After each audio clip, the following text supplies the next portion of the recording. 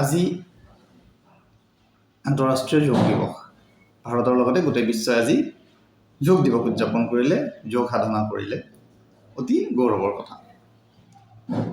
ভাৰতে বিশ্বক এটা বিশেষ উপহাৰ দিলে যোগ। কিন্তু আচলতে যোগৰ প্ৰকৃত যিটো অৰ্থ সেয়া বাৰু প্ৰচাৰ হৈছেনে, আমি জানোনে যোগ কি, নে কিবা আধৰুৱাকৈ ভুলকৈ যোগৰ বিষয়ে আমি জানি আছোঁ। আৰু যোগক লৈ আচলতে কি হৈছে, বিজনেছ হৈছে নেকি, যোগৰ প্ৰকৃত যিটো ফল মানুহে লাভ কৰিছেনে নাই, সেই সম্পৰ্কেও আমি কিছু চিন্তা কৰা প্ৰয়োজন আছে। আজি ভাবিলোঁ যোগৰ অৰ্থ, যোগৰ তাৎপৰ্য আৰু যোগক লৈ যি চলি থকা কাৰবাৰ, সেই বিষয়ে কিছু কথা পাতোঁ, আলোচনা কৰোঁ, চৰ্চা কৰোঁ, কিছু হৃদয়ংগম কৰোঁ। মূল কথা, আমি প্ৰায় যোগ মানে কি বুজি পাওঁ, আৰু আজিৰ দিনটোত গোটেই বিশ্বই, ভাৰতৰ লগতে গোটেই বিশ্বই যোগ মানে কি উদযাপন কৰে। যোগ বুলি য়োগা বা যোগ, অসমীয়াত যোগ, প্ৰায় কি হয়, যোগাসনকে যোগ বুলি গোটেই বিশ্বতে প্ৰচাৰ কৰা হয়। তেনেকেই যোগাসনৰ প্ৰেক্টিছ কৰা হয়, বিভিন্ন মানুহে কৰে। যোগগুৰুসকলে বা আসনৰ যিবিলাক প্ৰশিক্ষিত ব্যক্তি তেওঁলোকে শিকায়। ৰাজনৈতিক নেতাসকলেও আজিৰ দিনটোত অন্তত তেনেকুৱাবিলাক কৰে, মানুহক দেখুৱাই হ'লেও। আচলতে সেই আসনবিলাকেই যোগ নেকি, সেই বিষয়ে আমাক শিক্ষা দিয়া হৈছে নে কেতিয়াবা? কিয় হোৱা নাই? ভাৰতৰ যুগ যুগ ধৰি চলি অহা এটা পৰম্পৰা, এটা বিশেষ কি ক'ম আমি, এটা শৈলী জীৱন ধাৰণৰ, জীৱনক উন্নীত কৰাৰ, কিন্তু আমাক স্কুল কলেজ ক'তো শিকোৱা নহয়। সৰু স্কুলৰ পাঠ্যপুথিত যোগৰ বিষয়ে নাথাকে, প্ৰায় দেখা শিকোৱাও নহয়। আজিৰ দিনটো উদযাপন কৰে, সেয়াও ভাল, কিন্তু কিয় নহয়? আমি কিয় যোগ সম্পৰ্কে আমাৰ আধৰুৱা জ্ঞান, আমাৰ হয়তো আগ্ৰহ নাই, নে উচিত ব্যৱস্থা নাই? চিন্তা কৰা উচিত। যোগ দিৱস উদযাপন কৰাৰো কেইবাবছৰ হ'ল ভাৰতৰ নেতৃত্বত, তথাপি মানুহৰ মাজত যোগ সম্পৰ্কে কিন্তু কিমান শুদ্ধ বাৰ্তা গৈছে মোৰ সন্দেহ। আহক, ঠিক আছে, প্ৰথমতে যোগৰ কথা পাতোঁ, যে যোগ মানে কি, বা অসমীয়াত যোগ কওঁ, সেইটো আচলতে ইংৰাজীত য়োগা কোৱা হৈছে, যিটো সংস্কৃত য়োগা। যোগৰ মূল অৰ্থটোৱে হ'ল শৰীৰ, মন, আত্মাৰ সংযোগ বা একত্ৰীকৰণ। আমাৰ দেহ, মন, আত্মাক একত্ৰীকৰণ কৰাটোৱে হ'ল যোগ, বা কিছুমানে তাতকৈ এক পৰ্যায়ৰ ওপৰত গৈ কয় আত্মা আৰু পৰমাত্মাৰ সংযোগেই হ'ল যোগ। এই পদ্ধতিটোৱে হ'ল যোগ। তাত বিভিন্ন প্ৰক্ৰিয়া আছে। যোগ মানে কি? যোগ বিভিন্ন ধৰণৰ যোগ আছে, বিভিন্ন নামৰ যোগ আছে। ৰাজযোগ, ভক্তি যোগ, মন্ত্ৰ যোগৰ পৰা আৰম্ভ কৰি কুণ্ডলিনী যোগ, ক্ৰিয়া যোগ, এনেকুৱা বিভিন্ন ধৰণৰ যোগ আছে। যোগ কোনে দিছিল আমাক? কোৱা হয় মহাদেৱ শিৱই যোগক মানুহৰ মাজত প্ৰচাৰ কৰিছিল। তেওঁ সপ্তৰ্ষিক দিছিল, তাৰপিছত সেইটো মানুহৰ মাজত আহে। কিন্তু মূলতঃ আমাৰ মাজত যিটো যোগ অধিক প্ৰচাৰ হ'ল বা হৈ আছে, সেইটো হ'ল মহৰ্ষি পতঞ্জলীয়ে প্ৰচাৰ কৰা যিটো অষ্টাংগ যোগ, সেইটোহে মানুহৰ মাজত যোগ হিচাপত বেছি প্ৰচাৰ আৰু প্ৰসাৰ পাইছে। তাৰ উপৰিও অন্যান্য কেইটামান যোগ বাৰু হৈ আছে সীমিত মানুহৰ মাজত। ৰাজযোগ বা ক্ৰীড়া যোগ জাতীয় যোগবিলাক অতি সীমিত সংখ্যক, আৰু সেইবিলাক সাধনা কৰাও অলপ কঠিন।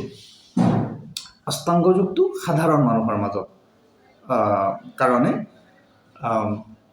কি কৰা হৈছিল? প্ৰচাৰ কৰা হৈছিল, বা সেইটোক শিৱই বা পতঞ্জলি যি হওক, তেওঁলোকে সেইটোক তেনেকৈ ডিজাইন কৰিছিল।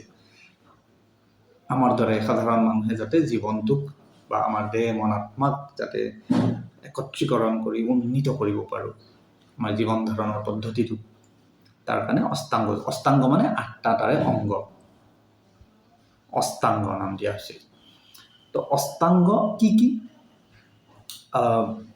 য়ম, নিয়ম, আসন, প্ৰাণায়াম, প্ৰত্যাহাৰ, ধাৰণা, ধ্যান, সমাধি, এই গোটেইকেইটা লগ লাগি হ'ল অষ্টাংগ যোগ।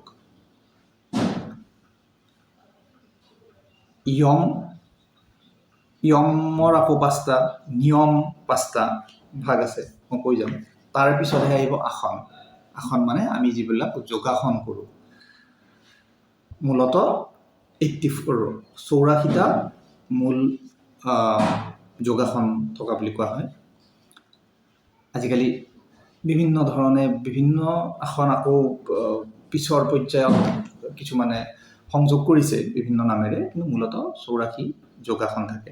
তেনেকৈ প্ৰাণায়াম আমি জানো, প্ৰাণায়ামটোৰ মূল কাম, যোগাসনটোৰ কাম হ'ল, মই নিয়মটো প্ৰথমতে কৰিছোঁ।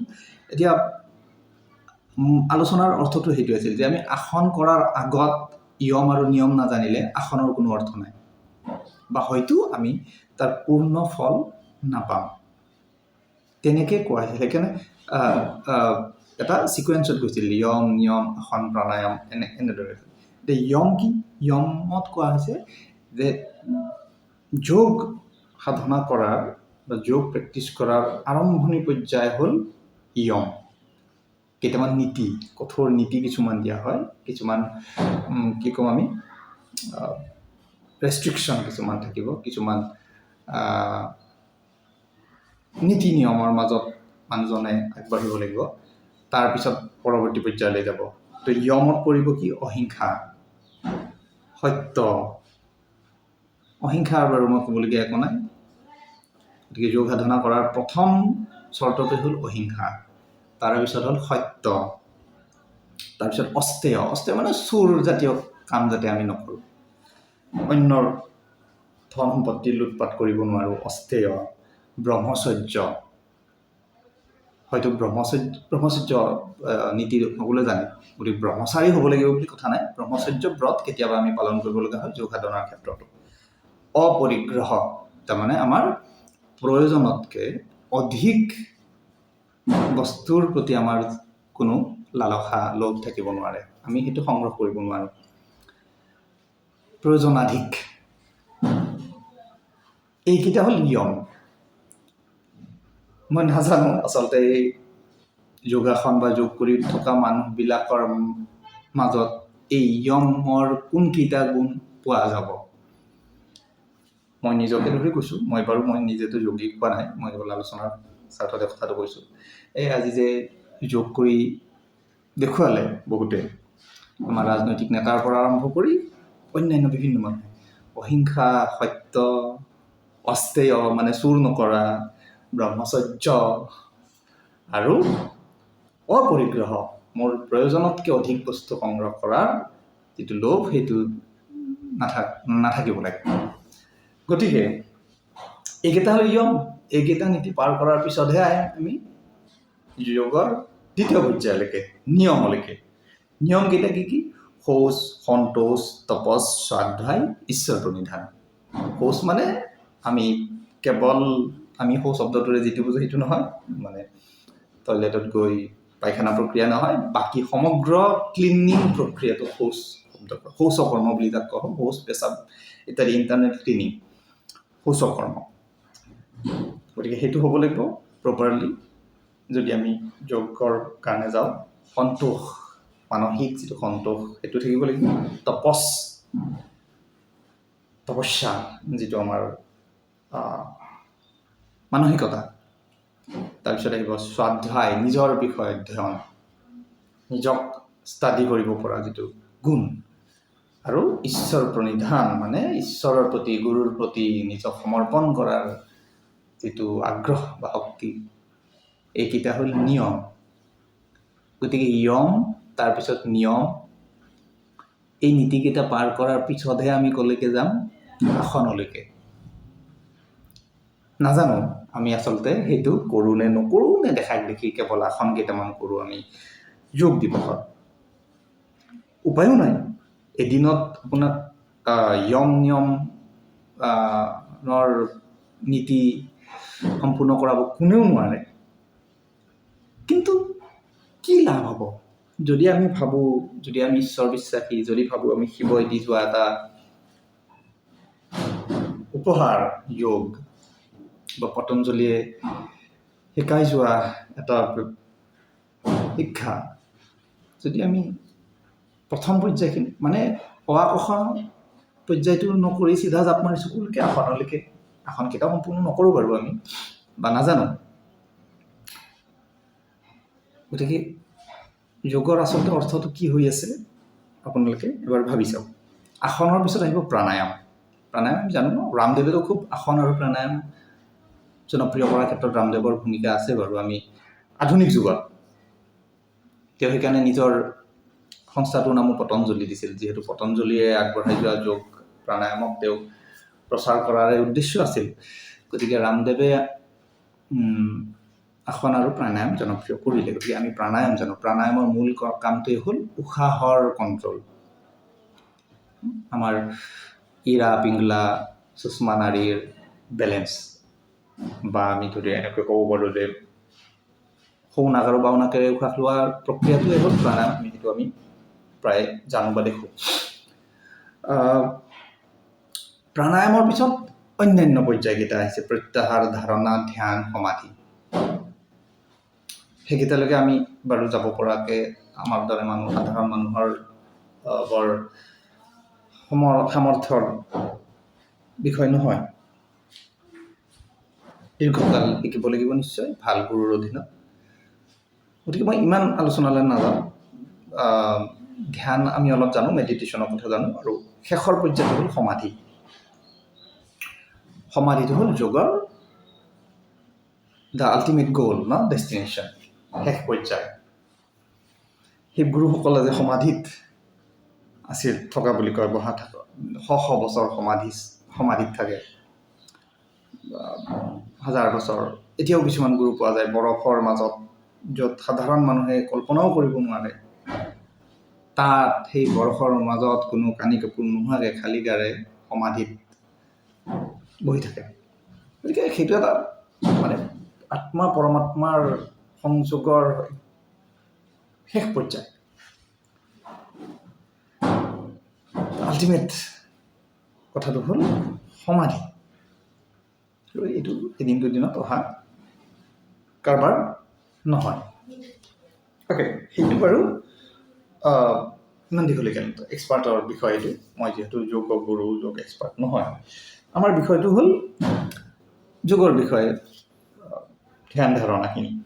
এতিয়া আহোঁ অন্য এটা বিষয়। এতিয়া ধৰক বিশ্বজুৰি যোগ আজিতো উদযাপন হ'লেই, এনেও এতিয়া ভাৰততকৈ যোগৰ যিটো প্ৰেক্টিচ, যিটো ব্যৱসায় অন্য দেশত বহুত বেছি। পশ্চিমীয়া দেশসমূহত বা পূবৰো চীন, জাপানতো যোগৰ বহুত প্ৰচলন হৈ আছে। এতিয়া পশ্চিমতো যোগক লৈ ডাঙৰ এটা ব্যৱসায় চলি আছে। অদ্ভুত অদ্ভুত ধৰণৰ নাম দি লোৱা হৈছে যোগক, যিটো আচলতে ভাৰতীয় যোগৰ লগত তাৰ কোনো সম্পৰ্ক নাই। কিন্তু যোগ শব্দটো তেওঁলোকৰ কাৰণে এটা বিজনেছৰ USP পশ্চিমৰ কাৰণে, বা অন্যান্য কোম্পানী, বহুজাতিক কোম্পানীসমূহ লাহে লাহে আহিব যোগক লৈ ব্যৱসায় কৰাৰ। যিদৰে আয়ুৰ্বেদক লৈ ব্যৱসায় ইতিমধ্যে আৰম্ভ হৈছে। ভাৰতৰ আয়ুৰ্বেদৰ গুণ সম্পৰ্কে দুবাৰ আমি আকৌ পুনৰ কোৱাৰ কোনো প্ৰয়োজনেই নাই, আমি সকলোৱে জানো। কিন্তু আয়ুৰ্বেদৰ নামত যিদৰে অদ্ভুত ব্যৱসায় কিছুমান চলি আছে, যিবিলাক আয়ুৰ্বেদ নহয়, কিবা কিবি ঔষধ আয়ুৰ্বেদিক শব্দটো ব্যৱহাৰ কৰি দিয়া হয় তাত, য'ত আয়ুৰ্বেদীয় বা আয়ুৰ্বেদিক শব্দটো ঔষধটো কোনটো হ'ব, যিটো ভাৰতীয় আয়ুৰ্বেদৰ নীতি নিয়ম বা তাত লিখিত নিয়মৰ মাজত হয়। কিন্তু আজিকালি যিকোনো কোম্পানীয়ে যিকোনো কিছুমান ঔষধ বনাই দিয়া হয়, আয়ুৰ্বেদিক লেবেলটো লগাই দিয়া হয়, আৰু আমি সাধাৰণ মানুহেতো আয়ুৰ্বেদিক ঔষধ বুলি খাওঁ। বা সেইটো বিদেশতো তেনেকৈ ব্যৱসায় চলিছে আৰু সেই একেই কাৰবাৰটো হ'ব ধৰিছে যোগক লৈ। আপুনি ইণ্টাৰনেটত বিচাৰিলে পাব পশ্চিমীয়া দেশসমূহত যোগৰ কি অদ্ভুত অদ্ভুত কিছুমান নাম দি যোগৰ ব্যৱসায় কৰি আছে। আৰু এটা সময় এনেকুৱা হ'ব যিটো ভাৰতৰ আমাৰ মানুহৰ এটা চৰিত্ৰ, ভাৰতৰ বস্তু এটাই যদি বিদেশৰ পৰা পুনৰ আহে, বিদেশৰ মানুহে যদি শিকি লয়, পশ্চিমৰ দেশে যদি শিকি লয়, সেইটো পুনৰ ভাৰতত বিক্ৰী কৰে, আমাৰ কাৰণে সেইটো বিৰাট গৌৰৱ, মানে টকা পইচা দি হ'লেও ল'ব লগা বস্তু হৈ যায়। তো এটা সময়ত যোগক পশ্চিমৰ গুৰুসকলে আহি ভাৰতত বিক্ৰী কৰিব, এনেকুৱা পৰ্যায়ত পাব। আমি তেতিয়া তেওঁলোকে যি হকে যোগ বুলি বিক্ৰী কৰে আমি ল'ম। আমি নিজক নিচিনা মানুহ, নিজক চিনি নোপোৱা মানুহ, নিজৰ ঐতিহ্য পৰম্পৰাক বুজি নোপোৱা মানুহ, গতিকে পাৰিলে যোগৰো পেটেণ্ট তেতিয়া কোনোবা বিদেশী কোম্পানীয়ে লৈ ল'লেহে ডাঙৰ কথাটো হ'ব, বা অবিশ্বাস কৰিবলগীয়া তাত একো নাই। গতিকে আমি যোগ সম্পৰ্কে আমাৰ ধাৰণাটো শুদ্ধ হোৱা উচিত, শুদ্ধৰ ওপৰত যোগ কৰা উচিত, আৰু যোগৰ নামৰ ভেক ভঙা অলপ কম হ'লে ভাল। যিহকে তিহকে যোগ দিৱসটোক মৰ্যাদাটো থাকিলে ভাল। শুদ্ধ ৰূপত যোগ, কেৱল যোগ দিৱসটোতো হওকেই, শুদ্ধ ৰূপত যোগ ছাত্ৰ ছাত্ৰীৰ মাজত শিশুকালৰ পৰাই প্ৰচাৰ হওক, নিয়মৰ নীতি তেওঁলোকক শিকোৱা হওক, যাতে তাৰ পজিটিভ ৰিজাল্ট এটা সমাজত পৰে। যোগৰ প্ৰতি আগ্ৰহী মানুহজনে যদি নিয়মৰ নীতিখিনি পালন কৰে, অহিংসা, সত্যবাদিতা, চোৰ কৰ্মৰ পৰা বিৰত থকা, সেইটো কেৱল নিজৰ কাৰণে নহয়, সমাজৰ কাৰণে এটা শুভ বাৰ্তা, আশাজনক খবৰ এটা, সেইটো হোৱা উচিত। আৰু যোগক আমি তেনেকৈ আগবঢ়াই নিয়া উচিত, আৰু তেতিয়াহে আমাৰ সেই আধ্যাত্মিক যিটো চেতনা জাগ্ৰত হ'ব। আৰু বৰ্তমান সময়ত অতি প্ৰয়োজন হৈ পৰিছে আমাক প্ৰতিজন মানুহক সেই আধ্যাত্মিক ধ্যান ধাৰণাৰ জাগ্ৰত কৰা। কোনোবাই হাঁহিব পাৰে, কোনোবাই ক'ব আধ্যাত্মিক কথা আহিলেই তাত অন্ধবিশ্বাসৰ শব্দটো লগাই দিয়া হয়। গতিকে যদি আপুনি যোগক বিশ্বাস কৰিছে, মানি লৈছে যোগ দিৱস, আপুনি আধ্যাত্মিক বিষয়টো তাত আনিবই লাগিব, বিশ্বাস কৰিবই লাগিব। আৰু আধ্যাত্মিকভাৱে নিজক শক্তিশালী কৰাটোৱেই হ'ল বৰ্তমান সময়ৰ মানুহৰ কাৰণে এটা কি ক'ম, চূড়ান্ত দায়িত্ব আৰু কৰ্তব্য। এই যে নিজক বিচাৰি চোৱাৰ যিটো প্ৰক্ৰিয়া, আপুনি কোন, সেইটোৱে আধ্যাত্মিকতা। আপোনাৰ দেহ মন আত্মা পৰমাত্মাৰ মিলনৰ যিটো প্ৰক্ৰিয়া যোগৰ দ্বাৰা, সেইটোৱে আধ্যাত্মিকতাৰ এটা খোজ। আধ্যাত্মিক গুৰু হ'বলৈ উঠা নাই, আৰু আধ্যাত্মিক গুৰুৰ নামত যিবিলাক ভণ্ডামি চলি আছে সেইটোতো বন্ধই হ'ব লাগে। ধৰ্মগুৰু আৰু আধ্যাত্মিক গুৰুৰ ব্যৱসায়টো বন্ধ হ'ব লাগে। বিষয়টো যোগ যদিও মই সেইটো উল্লেখ কৰি থৈছোঁ। গতিকে আধ্যাত্মিকতা সম্পৰ্কে কথা ক'ব লাগিলে এটা আকৌ দীঘলীয়া বিষয় হৈ যাব কেতিয়াবা, আৰু সেইটোৰ ওপৰত ভালকৈ আলোচনা কৰিম। কিন্তু যে মই কোন, মোৰ ভিতৰৰ চেতনাটো জাগ্ৰত কৰা, নিজক চিনি চোৱাৰ যিটো পদ্ধতি, সেইটোৱেই যোগ হওক, গোটেই আধ্যাত্মিক যাত্ৰাটোৰ উদ্দেশ্য। আপুনি এবাৰ নিজকে যেতিয়া সুধি চাব যে আপুনি কোন, মই কোন, তাৰ পৰাই আপোনাৰ আৰম্ভ হ'ব যোগ শিকাৰ আপোনাৰ আগ্ৰহ, আধ্যাত্মিক যাত্ৰাৰ প্ৰতি আপোনাৰ আগ্ৰহ, ধ্যানৰ প্ৰতি আপোনাৰ আগ্ৰহ, মেডিটেশ্যন। আমি গৃহস্থী মানুহবিলাকে ইমান সমাধিলৈকে বাৰু যোৱাৰ কোনো আগ্ৰহ বা ইচ্ছা কৰাৰ প্ৰয়োজন নাই। শৰীৰ মন ভালে ৰখাটোৱে আমাৰ মূল উদ্দেশ্য, সমাজখনক ভালে ৰখাটোৱে আমাৰ মূল উদ্দেশ্য। সেইখিনিয়ে আমাৰ মূল কথা। ইয়াতকৈ আজি এই বিষয়ে আৰু দীঘলীয়া নকৰোঁ। এই আধ্যাত্মিকতাৰ ওপৰত মোৰ সাধাৰণ যিখিনি মই জানো তাৰ ওপৰত কেতিয়াবা আৰু ভালকৈ এটা দিন আলোচনা কৰিম মোৰ ভিডিঅ' এটা মই আপুনি কোন এই বিষয়ে আজি কেৱল যোগ দিৱসৰ শুভেচ্ছাৰে দুটামান মোৰ মনত লাগি থকা বিষয় উপস্থাপন কৰিলোঁ আপোনালোকৰ সন্মুখত আৰু চৰকাৰী ব্যৱস্থাটোৰ প্ৰতি শিক্ষা বিভাগৰ প্ৰতি মোৰ এটা আহ্বান গোটেই দেশৰ আৰু অসমৰ কেৱল 21 জুনত যোগ দিৱসটো ধুমধাম কৰি উদযাপন কৰিলেইতো আমি নহ'ব কৰক এইটো খুবেই ভাল কিন্তু সৰুৰ পৰাই যোগক আমাৰ শিক্ষা ব্যৱস্থাৰ মাধ্যমেৰে মানুহৰ মাজত নিয়াৰ কিবা এটা উপায় কৰিব নোৱাৰিনে স্কুলসমূহত ৰাতিপুৱা যিদৰে প্ৰাৰ্থনা বা অন্যান্য এছেম্বলি এটা ব্যৱস্থা আছে যোগৰো তেনেকুৱা এটা কিবা ব্যৱস্থা কৰিব নোৱাৰিনে পাঠ্যক্ৰমত যোগৰ বিষয়ে প্ৰকৃত শুদ্ধ জ্ঞানখিনি প্ৰদান কৰাৰ কিবা শিক্ষা ব্যৱস্থা আনিব নোৱাৰিনে ই অতি প্ৰয়োজনীয় এইখিনি মই ভাবোঁ চৰকাৰে শিক্ষা বিভাগে এইটো ক্ষেত্ৰত আৰু স্কুলসমূহে পাৰিলে শুদ্ধভাৱে যোগ শিকোৱাৰ এটা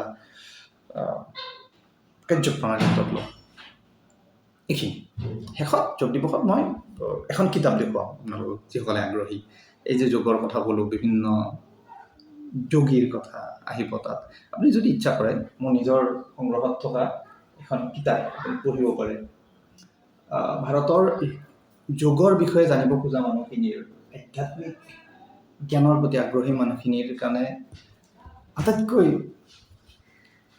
প্ৰয়োজনীয় কিতাপ বুলি কোৱা হয় এইখনক অসমীয়াত যোগী কথামৃত পৰমহংস যোগানন্দৰ এখন কিতাপ ইয়াৰ ইংৰাজীখন অটোবায়োগ্ৰাফি অৱ যোগী পৰমহংস যোগানন্দ তেখেতে লিখা এখন ইংৰাজী ভাৰ্চন তাৰে অসমীয়াখন হ'ল এইখন যোগী কথামৃত যদি আপোনালোকে আগ্ৰহী এই যোগ সম্পৰ্কে ধ্যান সম্পৰ্কে জনাৰ কাৰণে বা সেই যাত্ৰাটোৰ বিষয়ে জানিবলৈ এই কিতাপ আপুনি পঢ়িব পাৰে অদ্ভুত লাগি যাব আপোনাৰ কিছুমান ভাৰতীয় যোগৰ সেই ঋষিমুনিসকলৰ কথা বিশেষভাৱে উল্লেখ কৰে আপোনালোকে যদি অকণমান পঢ়া শুনা কৰে জানে ক্ৰিয়া যোগৰ যিজন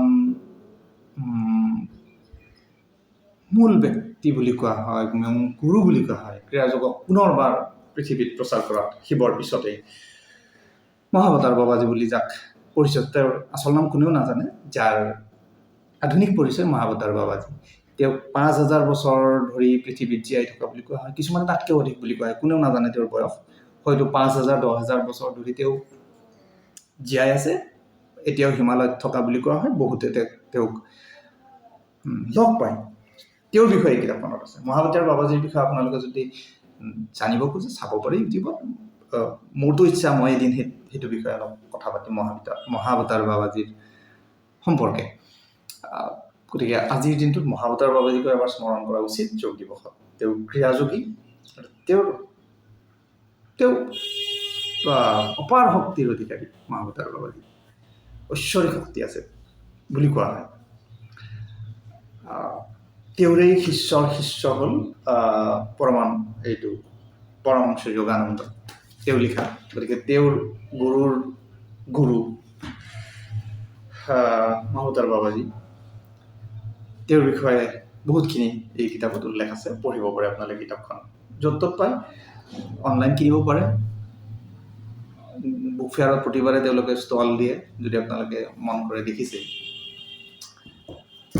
পুনৰবাৰ যোগ দিৱসৰ শুভেচ্ছা যোগ কৰক শুদ্ধ ৰূপত কৰক কেৱল যোগাসনেই নহয় যোগৰ প্ৰতিটো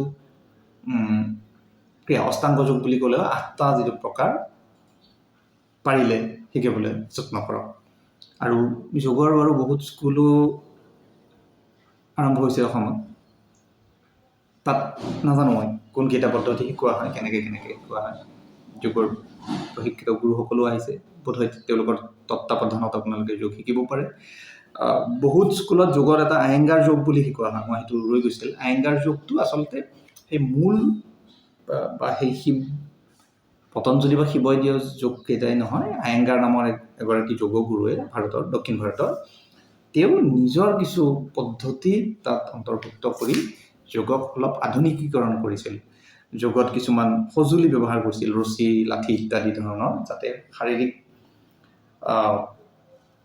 যিবিলাক বিভিন্ন ৰোগ নিৰাময়ৰ ক্ষেত্ৰত এই আসনে, যোগাসনে লাভ দিব পাৰে, অধিক লাভ দিব পাৰে। তাৰ কাৰণে আয়েংগাৰে কিছুমান নতুন এটা প্ৰথা অৱলম্বন কৰিছিল, সেইটোক আয়েংগাৰ যোগ বুলি কয়। সেইবিলাকো শিকোৱা হয়, যদিও সেইটো পৌৰাণিক যোগ নহয়, যোগৰ কিছু নতুন ৰূপ, কিন্তু সেইটো মই বেয়া বুলি কোৱা নাই, সেইটো এটা ভাল, মানে মূল যোগাসনকে অলপ টেকনিকেল ইনষ্ট্ৰুমেণ্টেল যোগেদি কৰিছিল, যাতে তাৰ অধিক ফল লাভ কৰিব পাৰে। এইবিলাক শিকোৱা হয় স্কুলবিলাকত। গতিকে আপোনালোকে যদি ইচ্ছা কৰে তাত শিকিব লাগে। আৰু মই পুনৰ কৈছোঁ, প্ৰতিখন স্কুল কলেজত যোগৰ জ্ঞান চৰ্চা হ'ব লাগে। আৰু এই বিষয়ে জনা মানুহখিনিও ওলাই আহি মানুহক ভালকৈ জনাব লাগে, যোগ কি, সাধনা, গোটেই প্ৰক্ৰিয়াবিলাক কেনেকুৱা কি। আৰু পাৰিলে ভাৰত চৰকাৰে যিহেতু যোগক আন্তঃৰাষ্ট্ৰীয় যোগ দিৱসৰ মাধ্যমেৰে বিশ্ববাসীৰ আগত নিলে, গতিকে মই ভাবোঁ ভাৰতৰ নাগৰিক আৰু চৰকাৰে এটা ক্ষেত্ৰত সাৱধান হ'ব লাগে, যদি ভাৰতৰ যোগটোৰ নামেৰে ভুল ব্যৱসায় এটা, কি ক'ম, মিছা ফেক বিজনেছ এটা, যাতে ফেক যোগৰ বিজনেছটো যাতে আৰম্ভ নহয়, সেইটোৰ ক্ষেত্ৰত আমি কিন্তু কিছু সাৱধান হোৱা উচিত। এইখিনিয়ে আমি অজ্ঞানীয়ে আৰু কি ক'ম যোগৰ বিষয়ে সাধাৰণ মোৰ মনত খুন্দিয়াই থকা কথা হৃদয়ং গৰমৰ মাজেৰে আগবঢ়ালোঁ। ভাল পালে ভাল ৰিয়েক্ট কৰিব, বেয়া পালে বেয়া। আজিলৈ এইখিনিয়ে। যোগ কৰক, নিৰোগী হৈ থাকক।